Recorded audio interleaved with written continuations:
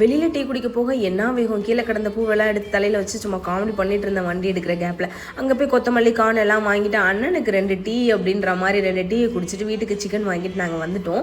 வீட்டுக்கு சிக்கன் வாங்கிட்டு வந்ததுக்கப்புறம் எனக்கு ஒரு பெரிய சர்ப்ரைஸ். எனக்கு வினோத் வந்து ஆஃபீஸ்லேருந்து வர்றப்போ இந்த ஃப்ளவர் வந்து வாங்கிட்டு வந்திருந்தாங்க. எனக்கு ரொம்ப பிடிச்சிருந்தது. அதை எப்படியாவது ஒரு பொக்கிஷம் போல் பார்த்து வச்சுக்கணும், அட்லீஸ்ட் ஒரு 10 டேஸாவது வராதான்னு சொல்லி தண்ணி குடத்தில் போட்டு நான் வச்சுக்கிட்டேன்.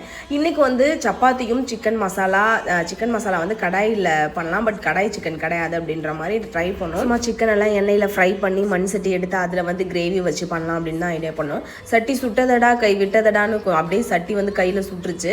இதுக்கப்புறம் வந்து பார்த்தோன்னா நல்லாவே இன்றைக்கி நான் குக் பண்ணியிருந்தேன். ரொம்ப டேஸ்ட்டாக இருந்துச்சு. சப்பாத்தியுமே ஒரு சைடில் நான் போட்டுட்டு இருந்தேன். சப்பாத்தி சிக்கன் கிரேவி கடாய் சிக்கன் பயங்கர டேஸ்ட்டு அல்டிமேட்டாக இருந்தது.